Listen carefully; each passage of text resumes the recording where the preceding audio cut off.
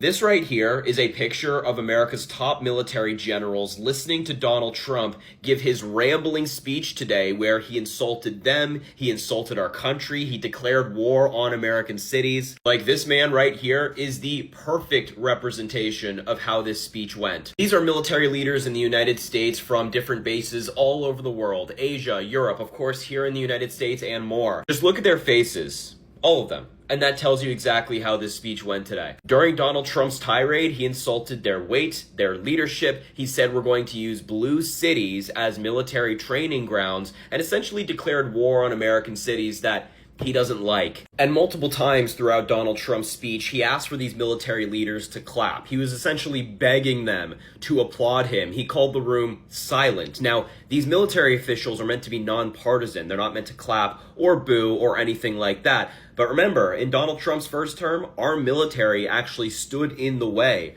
of his dictatorial tendencies. And so hopefully the men and women in that room do so once again. What's up, everyone? It's a baby girl, baby precious. Welcome back to my channel. Today we need to talk about something very serious. Donald Trump sending the military against American people. Yeah, you guys had that right. Trump always said he loves America, but what kind of leader uses soldiers' strength of war against his own citizens? That's not love. That is hate. In the democracy, the military is supposed to protect the people, not fighting against them. They're supposed to be on their side. When regular people protest because they want justice, they are not enemies of the state. They are expressing their rights. But Donald Trump treats peaceful protests like foreigners. That is dangerous. That is very, very dangerous. That's how in the dictator acts, not presidents. Like, president doesn't act like that. And let's be honest, if people on the street are calling qualities for job, for better health care, why meet that with gun and truck? Because Trump does not want to solve this problem. He wants to scare people into silence. We have been seeing this before in the history. Whenever leaders fear losing power, they use violence. That is why Trump is doing this. He is not defending American. He's attacking American. That he may want to use the military against Americans, saying the enemy within, talking about using the United States military to train, think about this, to train on attacking Americans. That is, I don't care what party you're in. I don't care how MAGA you are. I don't care how long you've been supporting Donald Trump. You know that's a serious breach. That's a breach not only of military tradition, that's a breach of the law. It's a breach in every way. There is no way that even Donald Trump's biggest supporters didn't hear that yesterday. And a part of them said, wait a second. That's just not what we as Americans do. We don't use the United States military to go after and attack Americans and use American citizens as, quote. And that's where we leave it. A president who sent the military against his own people is not protecting the nation, he's attacking it. If leaders fear protests more than poverty, if they fear justice more than corporations, then it's clear who are they really fighting for. Remember, this is true strength. It's not the strength of soldiers on these streets. True strength is in the people standing together, demanding fearless freedom and dignity. Don't let them confidence you. That is what sending voice in law or order. Real order comes from justice. Real peace came from qualities. Okay, guys, thank you for watching this video. Stay awake for more of my video. Don't forget to subscribe, like, share. It's a baby girl, baby precious. And don't forget, when next you saw my video, stop to watch. I keep you guys updated. Breaking news this morning, Donald Trump has announced that he will be sending the United States military on American soil against American citizens, authorizing, quote, full force in the process. This is a moment of reckoning for the United States of America and a moment of reckoning for the United States media. because this cannot be normalized. Take a minute and imagine if President Biden or President Obama or even President Bush sent in the United States military and authorized, quote, full force against American civilians on American soil, causing chaos within the country. What would the reaction from the media be? It would be to hold the leaders accountable. But with Donald Trump, we've seen far too often that this media just refuses to hold him accountable because they are afraid. This morning, Donald Trump on Truth Social posted a short message to the public saying that he's directing Secretary of War Pete Hegseth to provide all necessary troops to protect war-ravaged Portland and any of our ICE facilities under siege from attack by Antifa and other domestic terrorists. He went on to say, I am also authorizing full force if necessary. So take a minute and let that sink in for a second. Full force against American civilians. Full force is undefined by the President of the United States. Full force could mean essentially deploying American citizens or American military personnel against American citizens to conduct law enforcement activities, which would be a significant departure from what he has done thus far. Let's talk about that, because we need to take a step back and really look at whether what he is doing is lawful under the United States Constitution and under his powers as President of the United States of America. So essentially, in the United States, there is something called the Posse Comitatus Act of 1878. That piece of legislation restricts the federal military forces or the use of the federal military in enforcing domestic law. The core purpose of Posse Comitatus is to prevent United States presidents from wielding the United States military as a domestic police force. Trump's directive, while it is vague, appears to flirt directly with violating Posse Comitatus. There are legal mechanisms, such as the Insurrection Act, that would allow the use of the military domestically, but Trump's sweeping language of full force raises serious constitutional alarms because right now, without legal grounding, the move risks eroding the guardrails that separate the United States military from partisan or authoritarian use. And within Pentagon circles, within the Department of Defense, according to reports this morning, they don't know what full force actually means. And we also don't know what the full scope of this deployment. Pete Hegseth has threatened the top military officials with a lie detector test before, but it's been a threat, right? At one point, according to the Wall Street Journal, he shouted at Admiral Christopher Grady, who was then the acting chairman of the Joint Chiefs, he shouted, "I'll hook you up to an effing polygraph." And he threatened Lieutenant General Doug Sims with the same. So, you know, when you hear reporting like that, right, to be speaking like that, "I'll hook you up to an effing polygraph," what does the tone, what does the manner, what is the word choice, what does this mean about the level of anxiety he has? He has tremendous anxiety. This is something where if we don't trust our generals and our admirals and our senior enlisted leaders, literally with the lives of our sons, our daughters, our husbands, our wives, our aunts and uncles, which we do, of course, then why are we doing all of this stuff about polygraphs? This is all about a political move. It's one of those things we also have to be very careful about. You need to trust our American military in the same way that the American people have to know that our military is behind the American people. We are there. We will always be there for you. The president talked about the enemy within. The enemy within is not in the military. The enemy within is not the American people. And I'll let it to the viewers to decide where the enemy within is. But it's not us, and it's not the American people. This is what happened when leaders care more about people than about people, instead of listening to the public, instead of solving problems like poverty, racism, or healthcare. They bring soldiers to silent voice. That is not strength, that is fear. If government use military on its own citizens, it means they see people as the enemies. But in the democracy, the people are the country. This is dangerous because it breaks trust. It creates more angers and show how little they respect basic rights.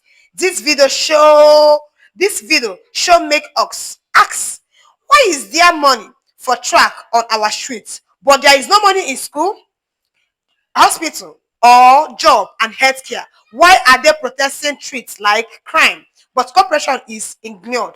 At the end of the day, against sending military against American is not leadership.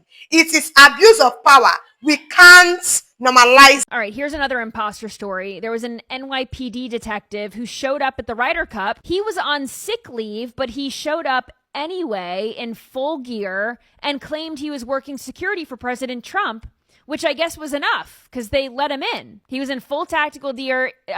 His name is Detective Melvin Ang. Now he's facing administrative charges for theft of services. He also, he almost got away with this, but he dropped his magazine in the grass. And then I think another cop was like, what's going on? And then they realized that he was a cop that was on sick leave and he wasn't supposed to be there. So then he was removed. But a police source told the New York Post, what if he was looking to hurt someone? Just because you're a police officer, and I have the utmost respect for law enforcement and veterans and all these, but that doesn't make you a good person, right? You can have good intentions and you could even be a great cop or a patriot, and then you could be radicalized or something could happen. Just because you are in one of these groups doesn't make you a good person. I mean, clearly he was trying to get into the Ryder Cup to do what? I don't know. Maybe he just wanted to go to the Ryder Cup and he was like, well, I'm on sick leave. I guess I could just wear my uniform and get in. Maybe he just wanted to see President Trump. Maybe he just wanted to, and that's as innocent as it gets, right? This is me giving all the grace in the world. I have this badge. I can use it to get into this event that I want to get into. That's best case scenario, which is also bad, right? But you don't know what he was planning.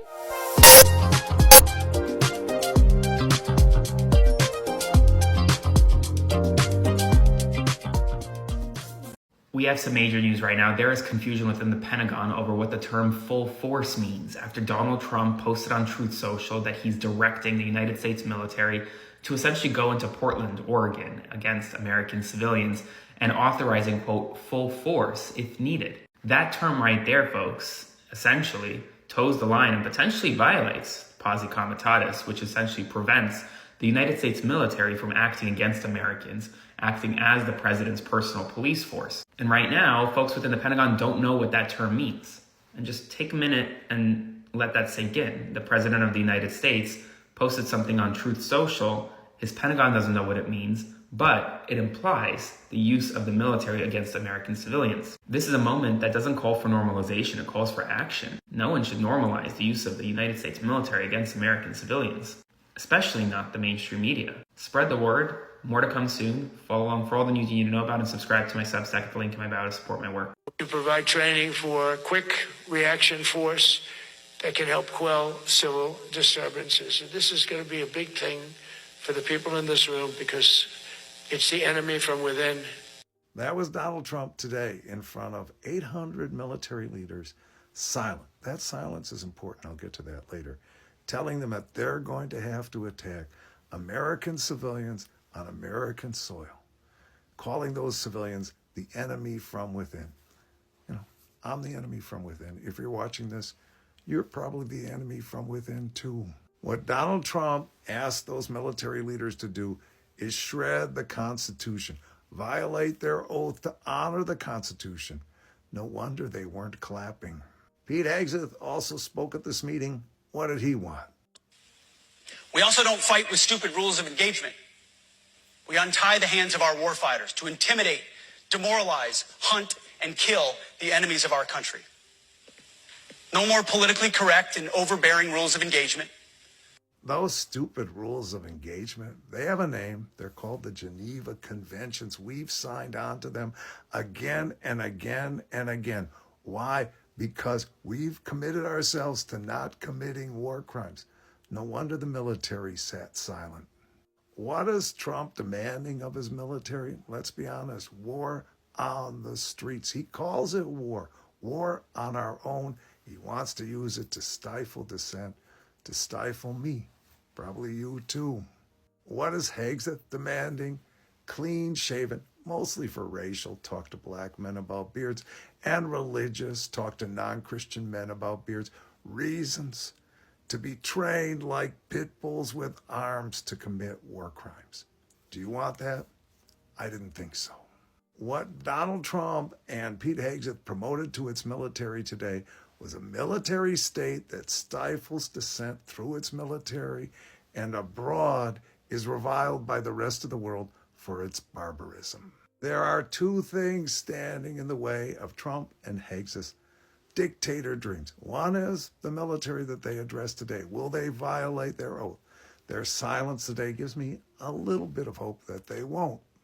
And two, us, will we stand in the way through mass demonstrations? There's going to be one October 18th, through mass strikes if necessary, through mass civil disobedience if necessary. That's how other countries beat back dictatorships. We have an emerging dictatorship. Are we ready? I am. I hope you are too. Okay, so Donald Trump just got done doing a speech for the military where he literally declares war on the American people. I know people like to get on here and call me Mr. Propaganda, Mr. Liberal Propaganda, whatever, but these are just his own words. He's calling it a war within, and he's saying that he wants to invade more American cities to fight this war within. And he says that if you don't like it, then you can just get up and walk out, but there goes your whole career.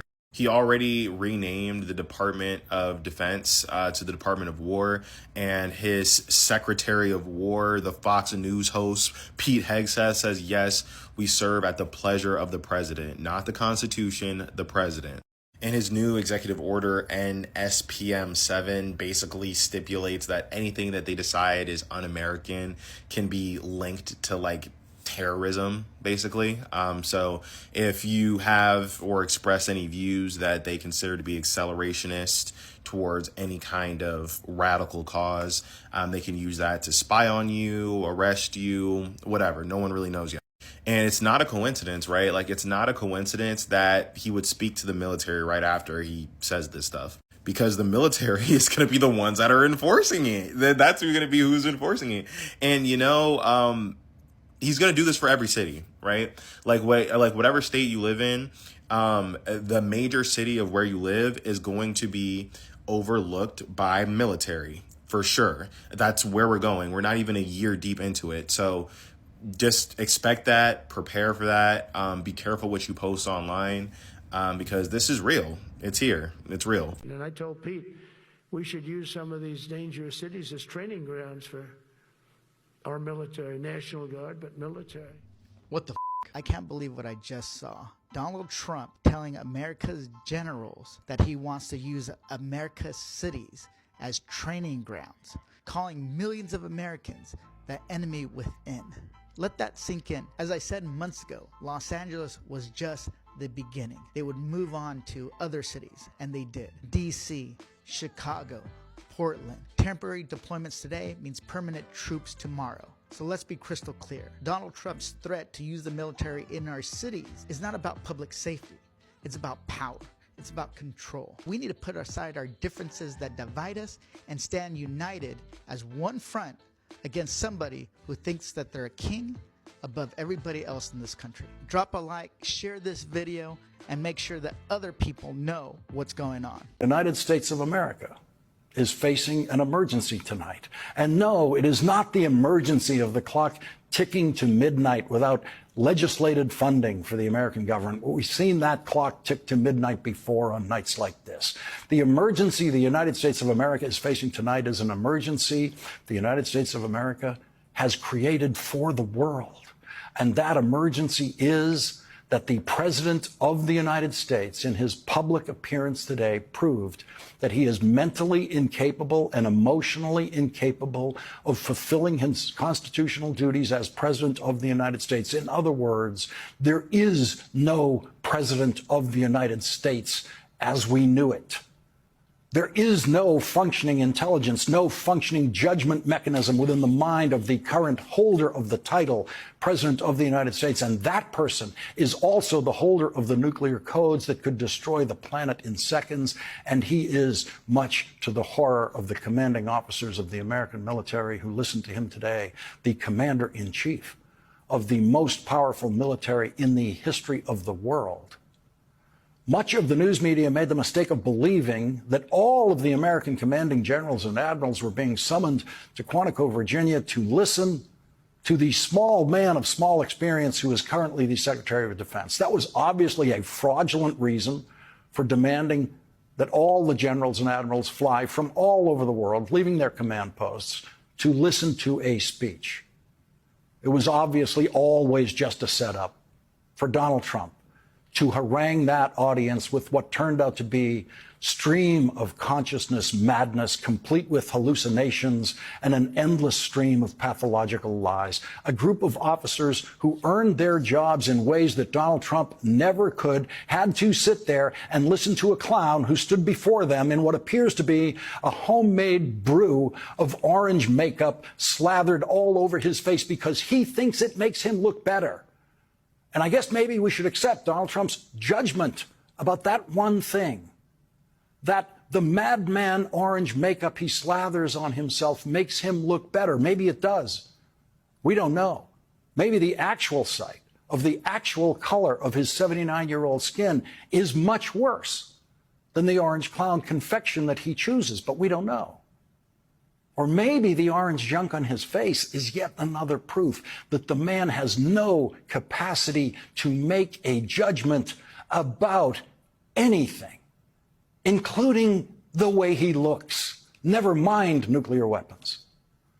What was he thinking backstage when his Secretary of Defense, who had to promise to stop drinking to get confirmed by the Senate, insulted all of the commanding officers in the room with this kind of idiocy? It's completely unacceptable to see fat generals and admirals in the halls of the Pentagon and leading commands around the country and the world. It's a bad look.